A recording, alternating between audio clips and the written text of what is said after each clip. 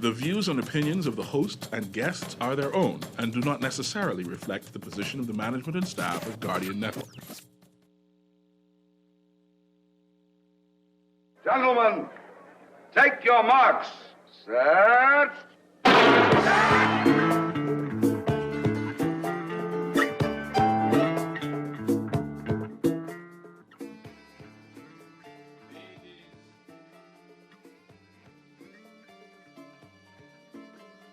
Ladies and gentlemen, it is February the 8th in 2022. Good evening, ladies and gentlemen, all over the world. I welcome each and every one of you to Track World with Alpheus Finlayson on Guardian Radio 96.9 FM, ladies and gentlemen. And I say that you're gonna really enjoy this evening, and I do appreciate for those people who watch and listen to Track World on various different platforms. I give a shout out to Mr. Sidney Hebburn, a saxophonist downtown Nassau. I love music. I giving kudos to the Minister of Youth, Sports, and Culture, Mario Boleg, for his hope for developing the Dundas Center for the Performing Arts. Our culture is most important, ladies and gentlemen, most important. You just can't pass it by. Talk about the Nassau Music Society is leading the way at the Bahamas. At Bahama also. Bahama also has John Cox with the art gallery. And when you go there at Bahama, please take your time to see what John Cox is able to do. And it's just not something simple. Then we talk about the National Art Gallery at the University of the Bahamas and the University of the Bahamas, and we are headed in the right direction. My co-host is none other than a young lady called Philippa Arnett, and she will be here shortly. We are now going to take just a little break, and then we will continue the show again. So just wait a little while and hear some music, and we will be getting on with the show. Thank you so much.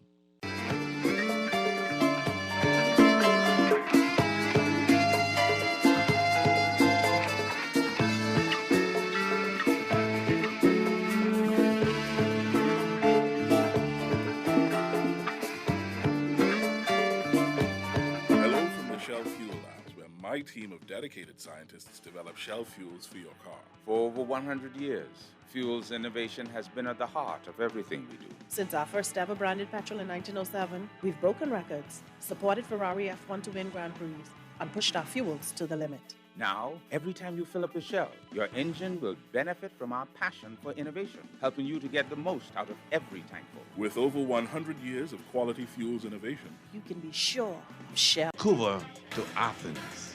You know, I'm so excited because to be the one to have the first copy, I know what it was for Hawk for over the years, his dedication and his excitement, his commitment to bring this bestseller book to us.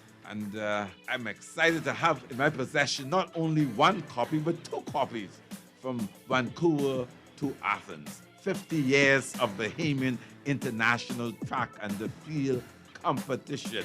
This is great stuff. So I'm urging all of you to get your own copy.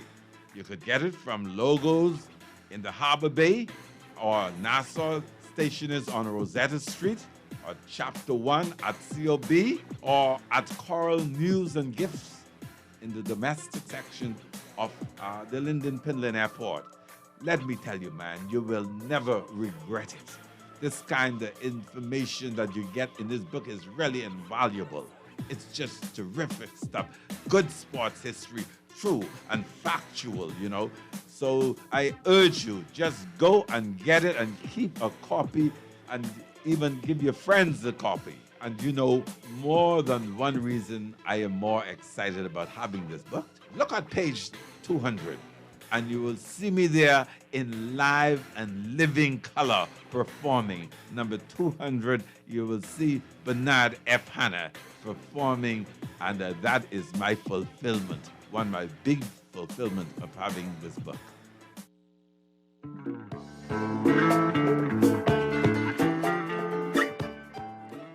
Ladies and gentlemen, we are back on Track World, and I need to mention that people looking on now is Dion Fraser, who is in the Fraser clan, and I'd have to say that his father would be celebrating a, a birthday on Valentine's Day. A birthday on Valentine's Day. And then we talk about Sarah Parker, whose husband is going to be coming on the show, Keith Parker. And then I am shocked and amazed that we see somebody whose name is J. Michael in Phoenix, Arizona. I am shocked and amazed that somebody is watching from Arizona, and that's what I am talking about. Well, I'm waiting for my co-host, Philippa Arnett, and a number of people have been at the stadium, and challenges are concerning with when you look at that, challenges of the stadium, we do have some challenges. We definitely do have some challenges. And I will say that Carifta is not too far away, and the Minister of Sports, Youth and Culture, and Jamaica Archer, they are concerned with the stadium, and, you know, Carifta is not too far away.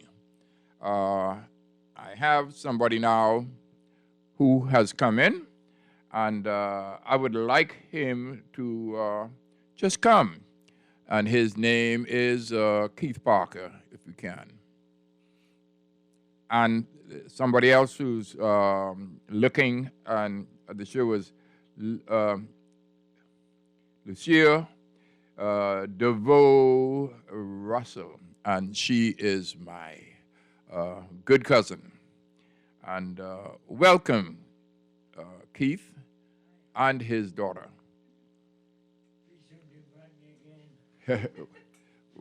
What's the challenge?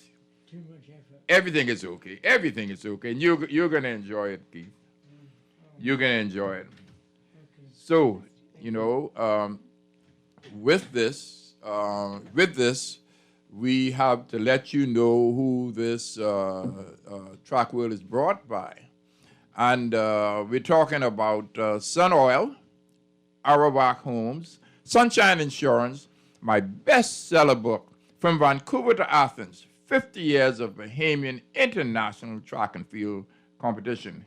And it's also brought to you by AFD Services with Freeman DeVoe on Peardale.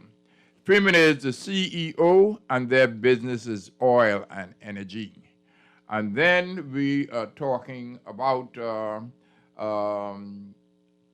something else, well, of course, and we're talking about Vaughn Culmer and Associates Insurance Brokers Limited. I have been a financial services representative at Kalina Insurance for more than 41 years. My business partner is my daughter, Alexis Hannah.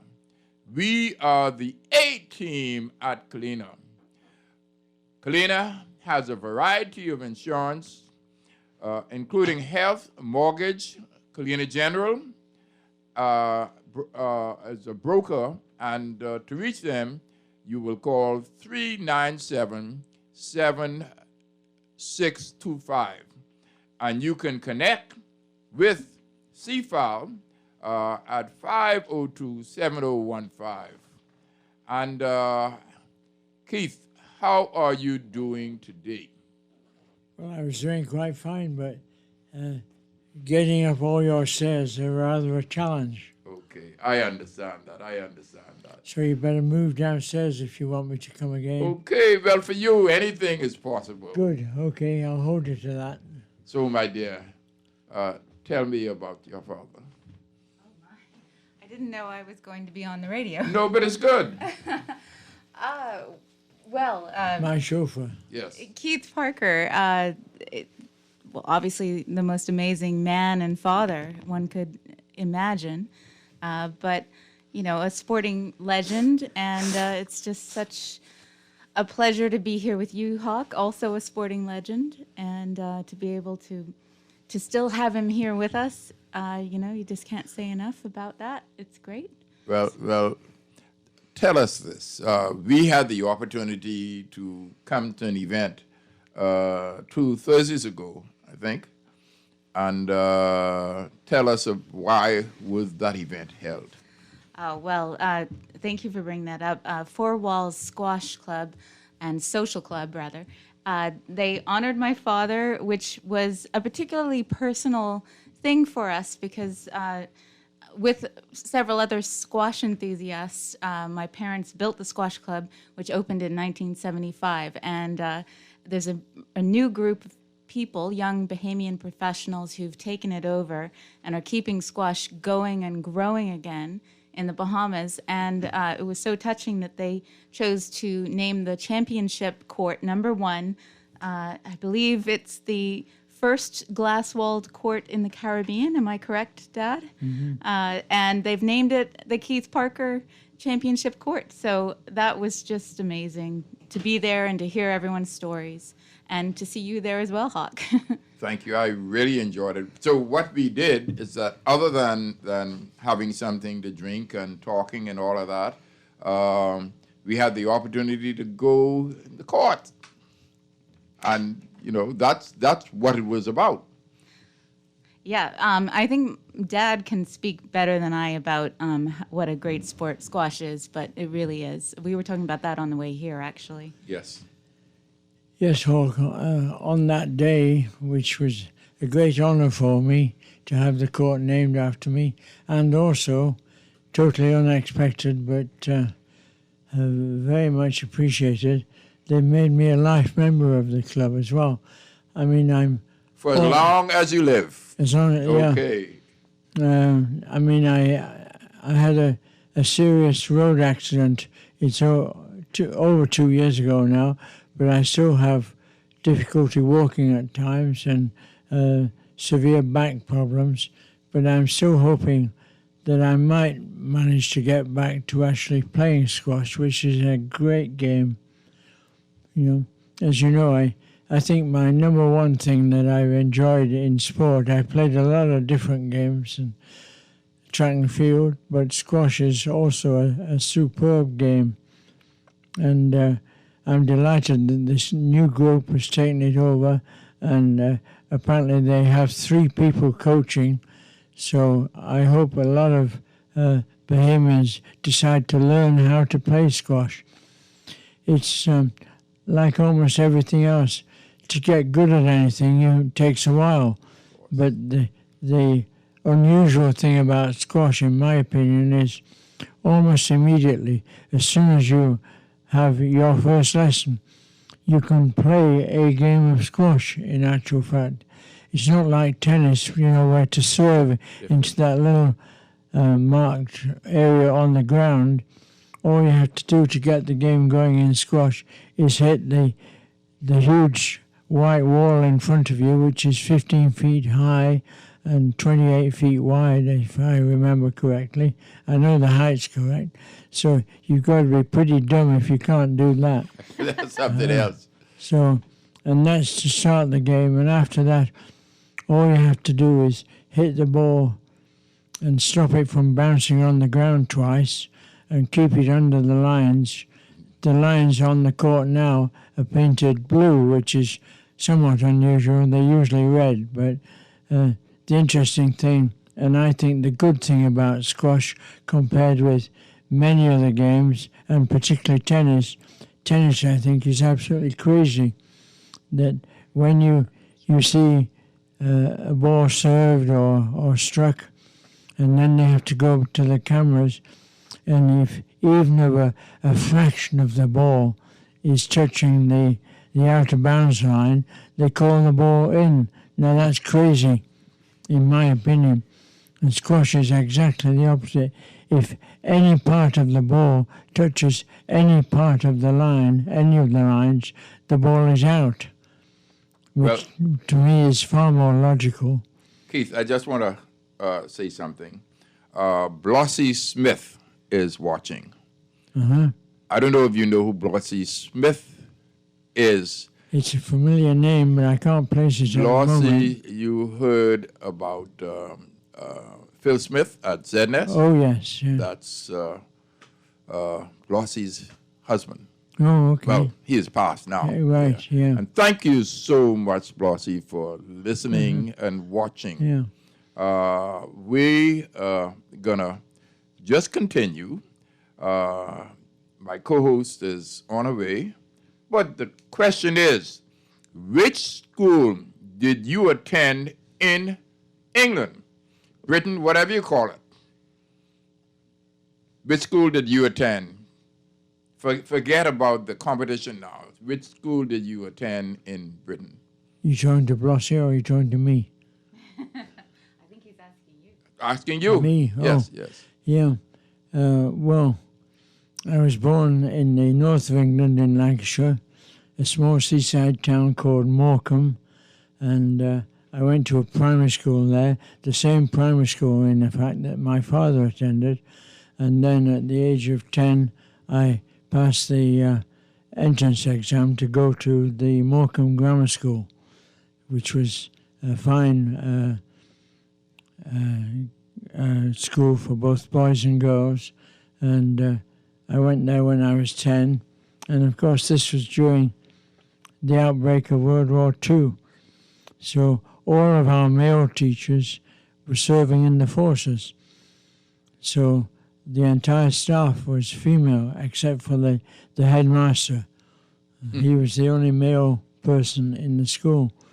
But we were very lucky in many ways, anyway, that I remember her, the lady that taught all the sport in the school. She actually played cricket for England. Her name was Miss Buck, and she did a great job of teaching all of us boys and everyone else soccer and some track and field. And then when the war ended, of course, all the male staff that survived the war came back, including a short little gentleman. He was only about 5'6" tall, I think, called Jack Lamb, who was the PE master. And he was a very interesting person. And one of the interesting things about him, he taught us all to pole vault. In those days, of course, there were no fiberglass poles or not even steel poles, so he used bamboo poles. And he himself had been a prisoner of war in a Japanese war camp. Boy. And one of the things they allowed prisoners to do was exercise, do gymnastics and exercise generally. And so he taught himself to pole vault with the idea that he could vault over the fence of the prison camp. I don't think he ever had to do that, actually. No. It was relieved first, but of course he taught all of us to pole vault anyway, and we were probably one of the few schools in the north of England that did pole vault. And Well, of course, it became one of the events of that I followed later on when I decided that there might be a future for me in track and field. I'll just divert for 1 minute. In one high school meeting, I have a newspaper cutting from Morecambe to recount this. Let me get this right now. I won the long jump, high jump, pole vault, and hurdles, and I came second in the 1, the 2, and the 4. And and the only throwing event we had was throwing the cricket ball, which I also won, which stood me in good stead later on when I discovered what a javelin was. And so that was my school days, Morecambe Grammar School. And Morecambe, many people, particularly people that are fond of food, know that Morecambe is renowned for the shrimps, and there really were shrimps in the Morecambe Bay. They were usually about half an inch long, tiny, and the local fishermen and their wives spent their lives picking the shells off these shrimps. And I think so to this day, Morecambe shrimps are still, warranted by the royal family. Keith, I just want to interject. That's the end of my school. Yeah. I just want to enter. Okay. The name of this young person who is watching and listening is Edric Poitier. Okay, and he went to Britain. Well, he's a track and field coach, and he went to Britain with volleyball. Oh yeah. Yeah, he was involved in volleyball, and he watches the show every now and then. But so much has happened in your life, Keith. Tell us about the Commonwealth Games with Tommy Robinson. Well, that was a long time. I think that was 1958. 58, right? Wales. In Cardiff. Well, I managed to get selected for the English team in the long jump event. I also represented Britain and England in the decathlon, but at that time there was no decathlon in the Commonwealth Games. So anyway, I was in those games. I didn't win a medal, by the way. I did manage to get in the final. But you were there. I was there, and I was teaching in England and competing in track and field. And almost every weekend when I was competing, it rained. And I got to my geography was not very good, but I got to thinking there must be places in the world better than this where the sun shines. And after several years of teaching in England and getting rained almost every weekend, I it was called the Times Educational Supplement, a newspaper supplement with all the teaching jobs available throughout the world. So I started looking through that and seriously thinking, now I know which countries are warm. I don't know where they are necessarily. And I picked out, there were 3 that had jobs available that seemed to suit me. I taught maths, I taught science and physical education, of course.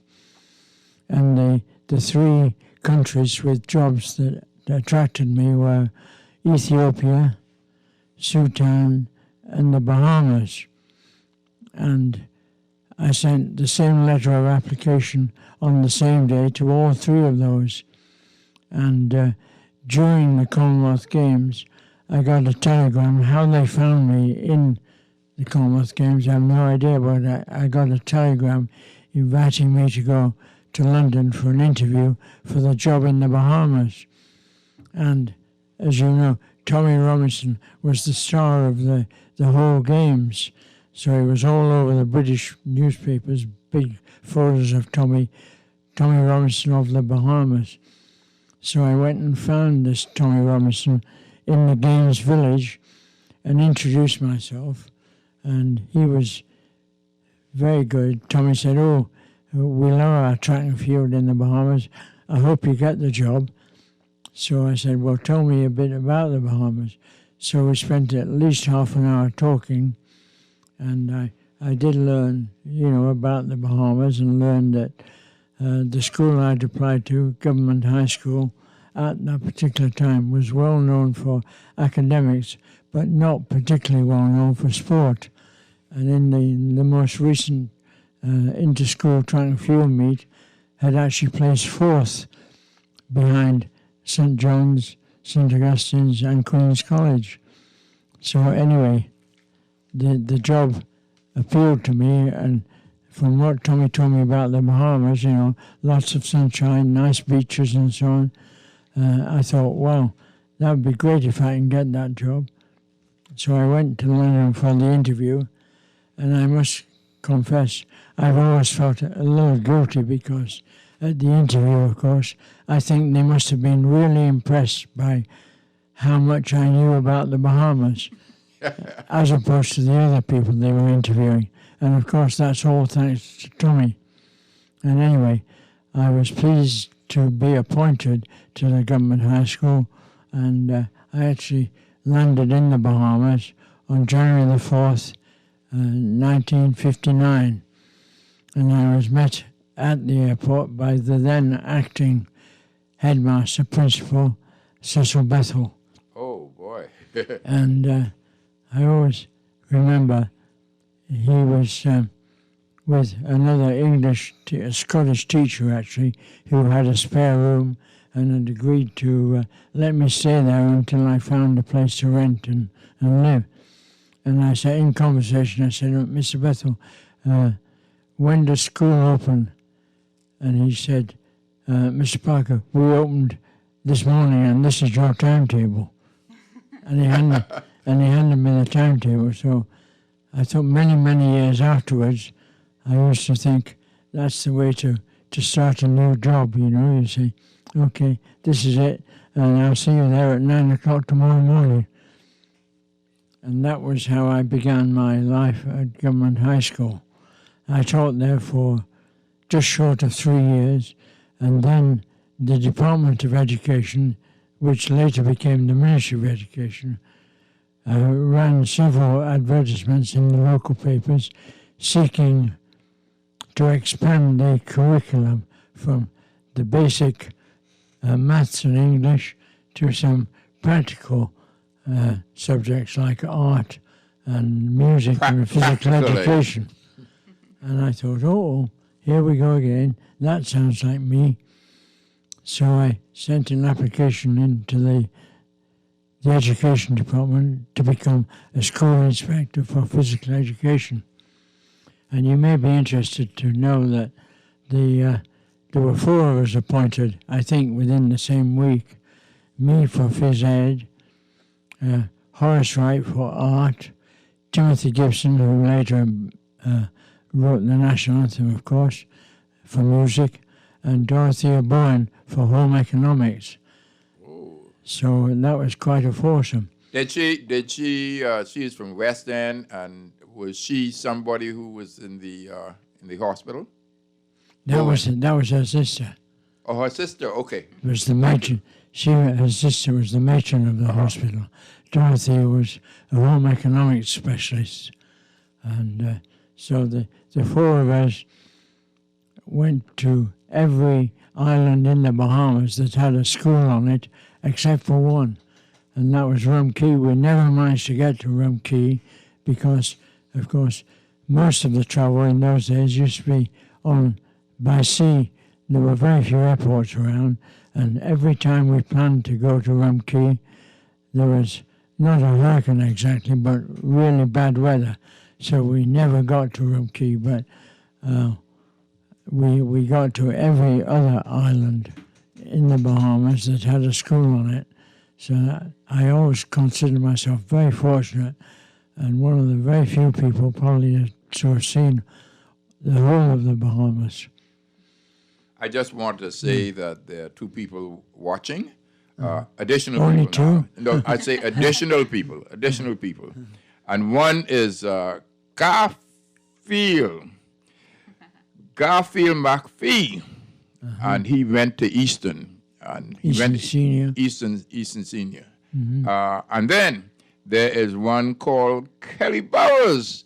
And Kelly Burrows is in Grand Bahama, but he lived on the top of, Kemp Road, in that area, in that area. And he also was a part of the Church of God of Prophecy Band. I don't know if he is able to do anything like that now, but thank you so much. He usually watches it.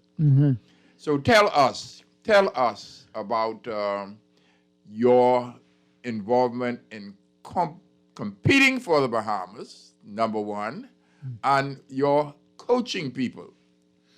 Right, well, can I go back a little earlier than that? Yes, you can. I only got into track and field athletics by sheer chance, I think. I was actually one of a group of so-called promising young tennis players in England. And I went to a coaching course for tennis players at one of the national recreation centres. And whilst there were lots and lots of different sports being taught at the same time. And during the week, it was a 1-week course, you had a day off from whatever you'd gone there for, and you had an option to go on any of the other things that were being offered. And the thing that I thought was very interesting was archery. So I said, yeah, I'd like to go and do archery. But fortunately, the archery, as it turned out, archery was full. So they said, well, anything else you'd like to do? And I said, well, in school, I used to do quite a lot of running and jumping, so how about athletics? And they said, yeah, okay, there's plenty of space there. So I joined a group of youngsters with a then national coach, whose name I remember, Eric Edwards. And we did, as usual, on young people's coaching courses. You usually finish the end of the day having some sort of little competition. So at the end of the day, we all did the events I'd never seen a javelin before, of course, and hurdles, I used to hurdle, so I'd seen hurdles. But anyway, we finished up with the little competition, and I was just in my tennis shorts, tennis shoes, my Dunlop Green Flash tennis shoes, no spikes or anything, and I won a few of these events, including a long jump. And this national coach came to me and said, Mr. Parker, someone represented England last week, and he only jumped about a foot further than you jumped this afternoon. If I give you a workout schedule, would you give it a try and maybe consider track and field instead of tennis? And I said, yeah, sure, why not? So he gave me a workout, and the week finished, and then I, went home and started training following the schedule that Coach Edwards had given me, and joined a local track and field club, and soon started competing. And I've always loved competing in things, even when I hardly knew how to play the game or whatever. But anyway, that's how I got into track and field. And in those days, a decathlon, most of the decathletes were people like me that were pretty good at a lot of things, but not particularly good at anything. Not like the decathletes of today, who are absolutely outstanding at almost every event. So anyway, I did the decathlon, and I won the Northern Counties Championship several times, and the Northern Counties long jump. Those were my best two events, and before very long, I was selected to represent England and Great Britain in various events. And that's what I'd been doing at the same time I was teaching at the Doncaster Grammar School immediately before coming out to Government High School. So I was still actively competing in track and field when I got to the Bahamas. So there weren't many meets in those days, and there were no tracks, of course. It used to be Clifford Park used to mark out for an inter-school meet once a year, and the Empire Day, as it was then, sports. Those were about the only two sports track and field events in the year. But I competed in that. Keith, we did have something out east at St. Augustine's, and we had an event at St. Joseph's. And they had the St. Joseph, they had the public schools events. At St. Augustine's, they had a different thing. Nice track. Well, I thought that was after me arriving. But anyway, you went there, so you should know that. Yes. But let me say something. Somebody is watching. The name is Sylvia Butler. She watches a lot. So thank you so much. So tell us about your competition for the Bahamas. Well, that was very interesting. I was selected for the Bahamas team to compete in the West Indies Federation Games, which didn't last very long. I think there were only about 2 of them held, and the only thing remaining of the so-called Caribbean grouping is CARIFTA, which of course is Caribbean Free Trade Area, but the free trade never materialized as far as I know. We understand that. But of course, the CARIFTA Games is well known, and I think it's just about responsible entirely for the success of and the fame of track and field athletics in the Caribbean. So anyway, the Federation Games, I think... You did compete in that? I did compete in that. And what did you do, and who else? It was more than significant. It was... First time with women. Well, I competed in 4 events, and I didn't win any medals. I came 4th in all 4 events, actually. A lot of the athletes were my students from Government High. Quite a few of them made the national team, even though it was a senior team. Go ahead, Keith. So one more thing which stands out in my mind now, at the time it just seemed rather strange. As far as I know, there may have been one more white athlete in the whole games, but I don't think so. So I was the only athlete in the total, in the whole West Indies Federation Games. Not that it makes any difference, of course. That's the great thing about sport generally, in my opinion, and particularly track and field. If you're good, you're good. It doesn't matter what you look like.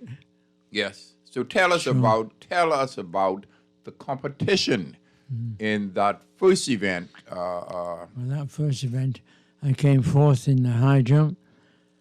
A great height for me in those days was about 5'9". I once cleared 5'11".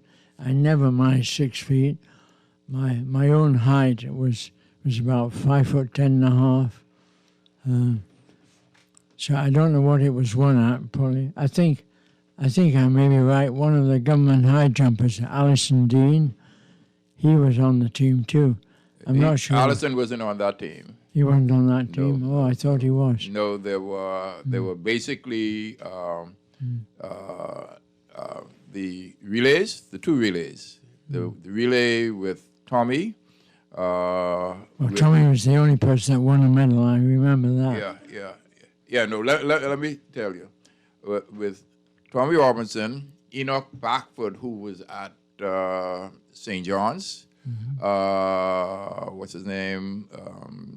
What's the name of my friend? They're right around the corner. I'll remember the name now. And he is just great. He won 2 medals. Not at that game. Yeah, at those games. I'm talking about 1957, Keith. Oh, okay. I'm not talking about further on. Right. Further on, you had Ralph Harris and a number of people. So what I'm saying is that Tommy was there in that relay, and then the 4x4. Now remember, you didn't have to be Bahamians, and one was George Shannon. Oh, He yeah? competed in the 4x4, and that was a record. And then we're talking about Hubert Dean went to St. Augustine's. He was a part of the 4x4. But the person who is right around the corner, I'm trying to remember his name now, he won a medal in the 4x4 and the 4x1. Oh. Oscar Francis, that's his name. Yeah, right. Oscar Francis, and he went to remember St. Oscar, Augustine's. yeah. Yes, he was able to. The first person who he was Sax hero. Yeah. Yes, Well, yes, the daughter is. Yes. the coach of the team that I was on, by the way, was Charlie Wright. Charlie Wright. Yeah. You know, I was a member of the team, not the team. There was no pioneers at those days. No. So I went from Shaq. the valley, Uh-huh. from the valley all the way to the church that she goes to, St. Joseph's. And that's where Charlie Wright was. And Charlie would, every time I come home, I would tell Mommy what the coach say, Charlie Wright. He said, you don't do this, don't do that, don't do the next thing. And my mommy said, well, who is this man anyhow? And the point is that coaches have such, how do we call it? People who listen to coaches really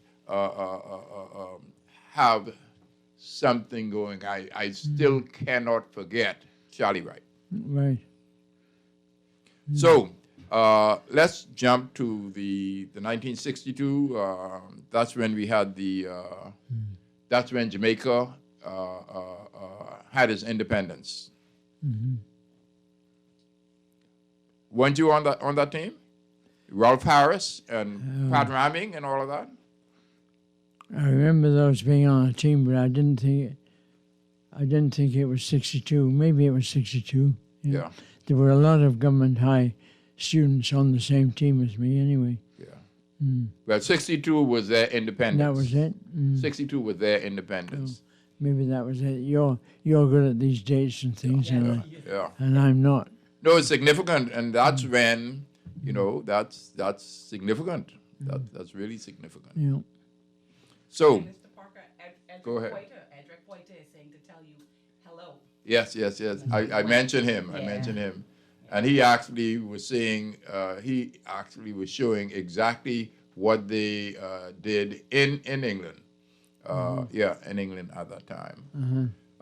So, let's now switch to... We better switch to squash. No, switch to the coaching. He wants to talk about squash. Switch to the coaching that you did in the Bahamas. And there's one of them that did something unbelievable. You were there. We're talking about when we had the first time at the stadium, we call it the Queen Elizabeth Sports Center, and I had the great thing of beating your man, and I'm talking about Timmy Barrett, and if you I find that very difficult to believe. No, I did. You were there. Well, he had a bad heel, but you tried. Yeah, there must have been some explanation. Yeah, but you're forgetting what happened.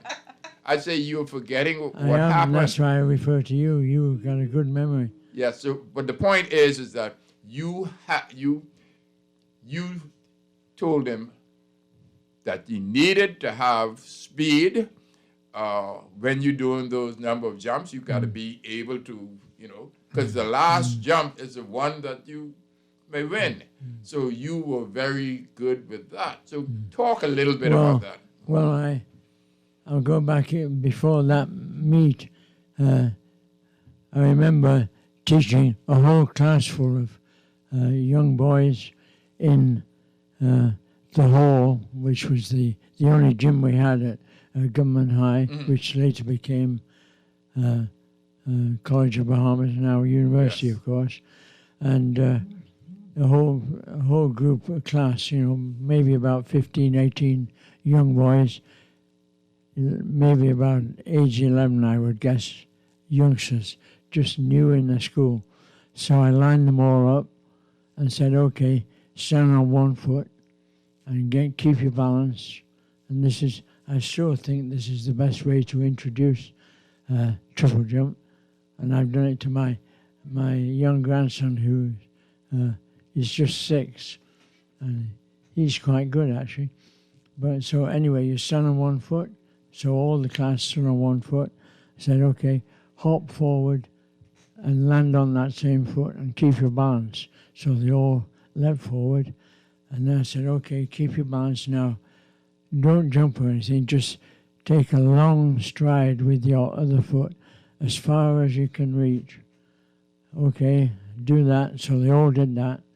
And I said, okay, put both arms behind your back and swing your arms and take off and land on 2 feet. So they all did that. And I look around, and there's one kid about 5 feet in front of all the rest. And I thought, oh, he must have taken an extra stride. So I said, let me see that again. And he came back, and the same kid did it again. There he was, way out in front of everyone. And that was Timmy Barrett. Excellent, excellent. At age about 11. Yes, yes, excellent, So excellent. He was destined to be a triple jumper amongst many other things. But what happened afterwards? I tell you about. I beat Timmy because of his challenge with his heel and all of that. And the next time they had an event, B3's event, we thought that we would beat, but Timmy went from whatever he did then to 48 something, and then going down. Talk about going down to Puerto Rico.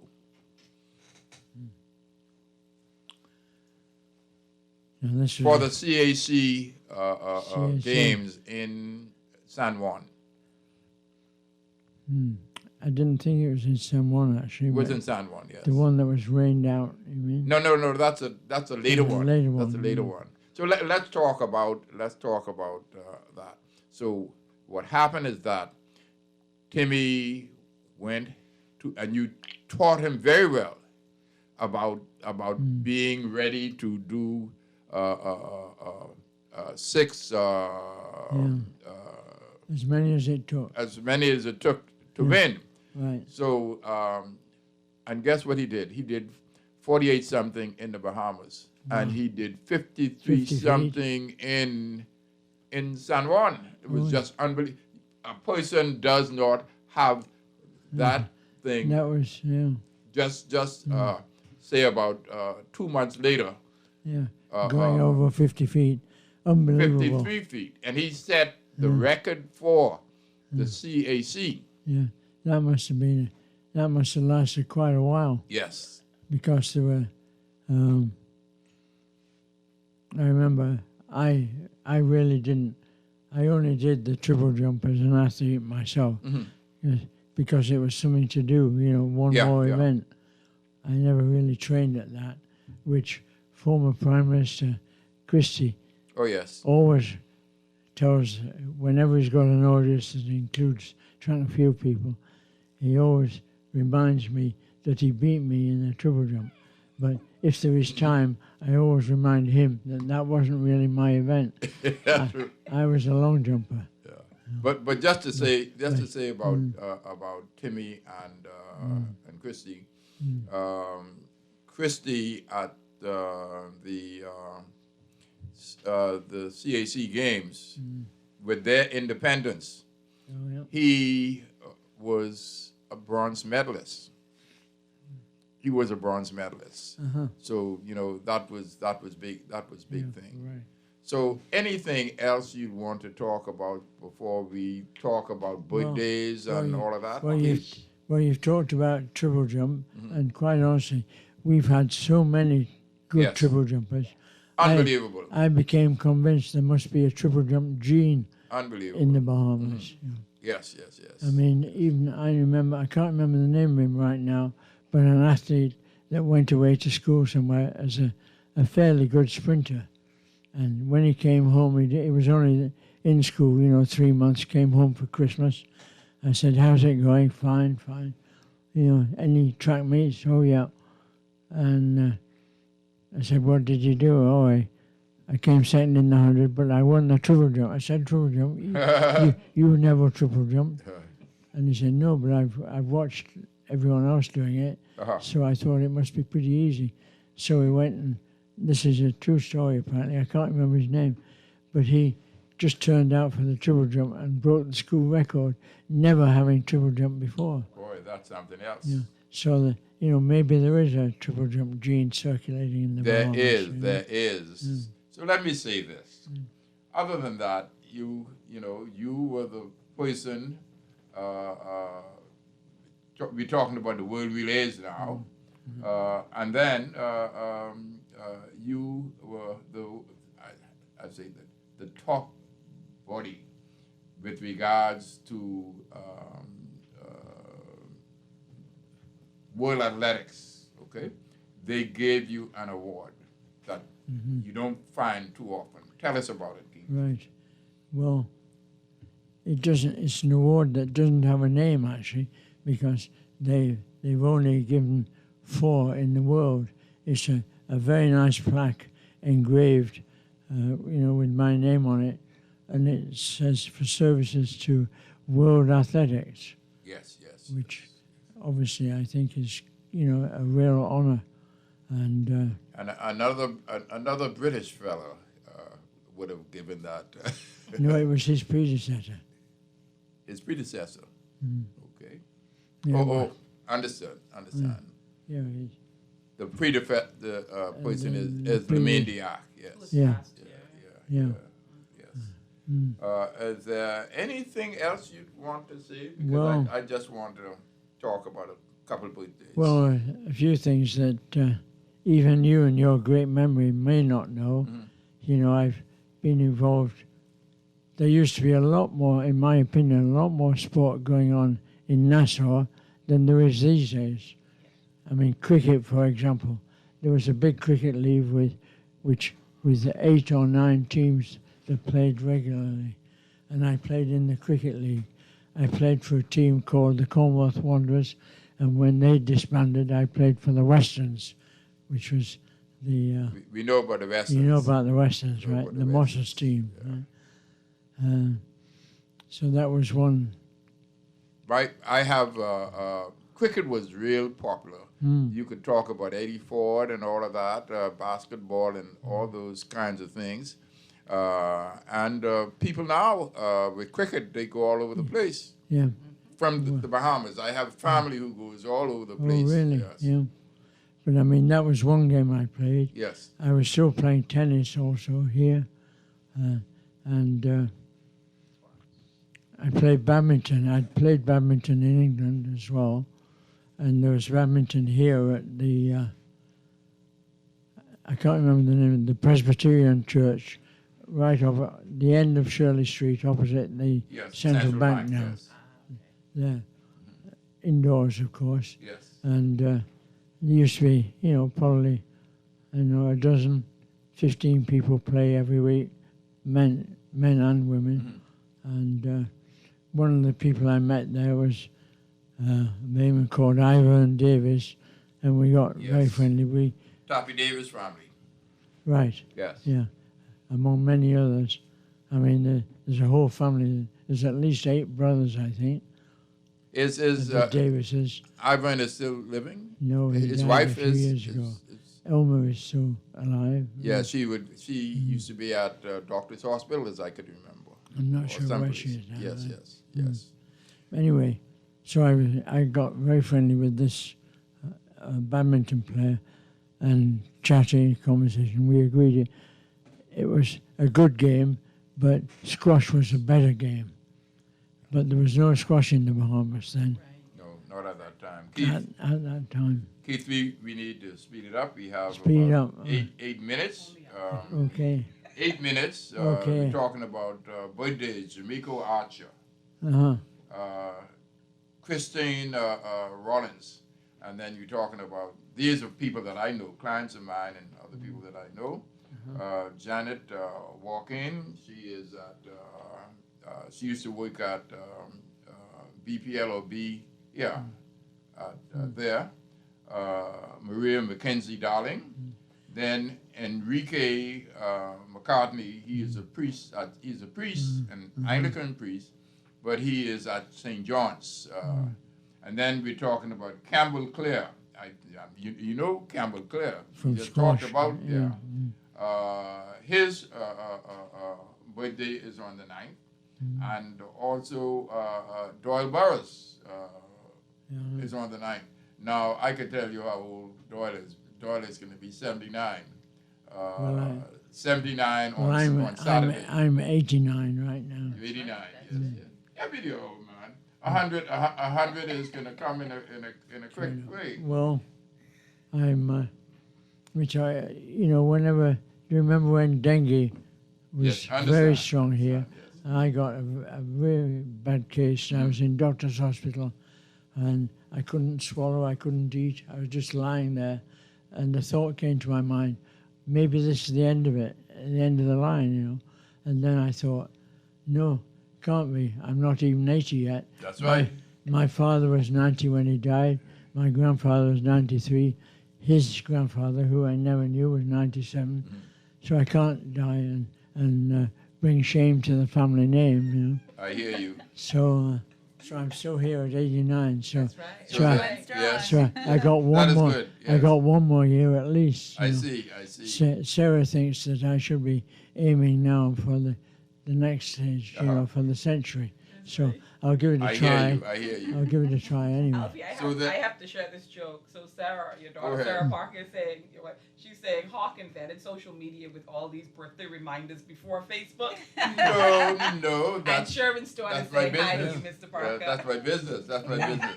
So let me go ahead. On the 10th is the birthday of Jennifer Pete. She was at the NIB. And she'd been a client of mine for a long time. And then James Moxie has been a client for, he was working at Barclays.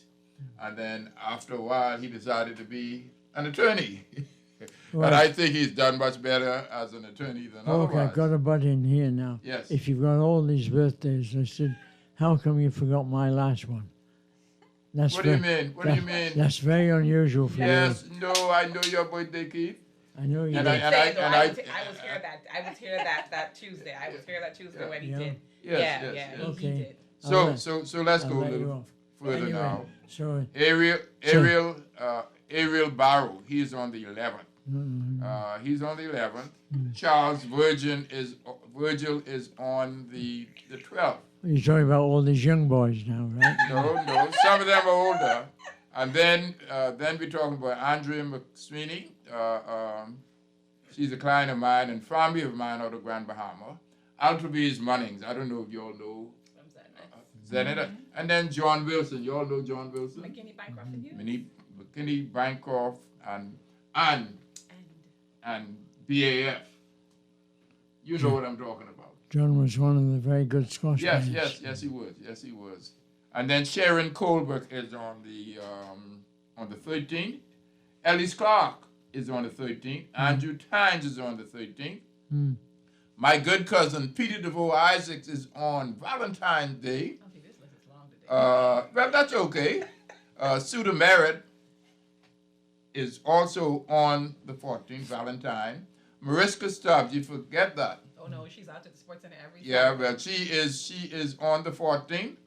I have Delores Worrell on the 16th, Cheryl Monroe on the 16th. And I just want to mention some deaths, which is most important. Neville Woodside. Neville Woodside went to St. John's. He had been a client of mine forever, and he passed, okay? And then we look at Robin Sweeting. Robin Sweeting lives across the street from me, and on Saturday morning, I think it's Saturday or Sunday morning, I walked past his place and saw some people. I saw some police, and then I found out that he had died that morning. And then E.R. Hanna. He is from St. Barnabas, and they live all the way out where Stokes Place was. But nobody would remember where Stokes. No, Stokes Place, not Yamacraw. No, not Yamacraw. Yeah. Anyhow, and the other people are. My last one, I would say, two other people would be Cedric Miller, who is a cousin of mine who just passed a day ago. And then I talked about E.R. Hanna. But Charlie Stewart was, I was shocked and amazed yesterday. I can't sleep at the night sometimes, so I look at Facebook. And there was Charlie Stewart. Charlie Stewart was, I came from Minnesota and I was at the Department of Statistics. And Charlie had the opportunity to be the director of statistics in the Bahamas. And he passed.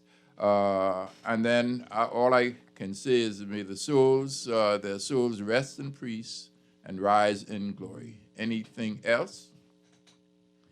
Well, I can't let this opportunity pass without referring to what I consider my most successful coaching experience. I think I was very fortunate that various PE teachers used to bring students to me that they thought were promising for me to coach in, particularly in technique events, field events. And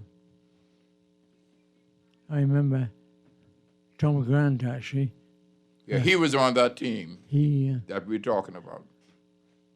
He brought a young, big boy to me. Bradley? Who was Bradley Cooper. Bradley Cooper, yes. And Tom said, Mr. Parker, I think you can do something with this boy. And as you know, I coached Bradley for quite a long time, so he was probably about 15 then. And in a similar way, the name just slips me now. The St. Anne's PE teacher brought a young girl to me, and that young girl was about 15 also, Chanel Ferguson. Thank you ever so much, and thank you so much to this young man who is a ramming out of Fox Hill. I don't know if he has any connection with our own Pancho ramming. Pancho, of and course. Thank you so much, and we're looking forward, as we say now, next week we will have Ricardo Lightman. Okay. You know Ricardo Lightman? He won the high jump at the first Carifta game. No, the pole vault. The pole vault, the first Carifta games. Right, yeah. Held right here in the Bahamas. Thank you ever so much. Okay, and thank you. We have to do it again at some point. Don't forget, when you move the office downstairs so I don't have to do all these stairs. Thank you, Keith. Thank you, Keith. Thank you so much. Thank you anyway. Thank you. I appreciate your memory. Yeah. And those... Most of it, yes. And those young people like Bradley. Bradley, I think he's 62 now. Yes. And you might be interested. Brent Vanderpool, Junior, his son is pole vaulting. You know that, yes, do you? I know that very well. I know that very well. So we talk about it. Right. So he cannot be on a Bahamian team. But no, that's what the situation is now. But he can get the Bahamas record. Get the Bahamas record, yes. Thank you. Okay. Right. Good. Well, thanks a lot.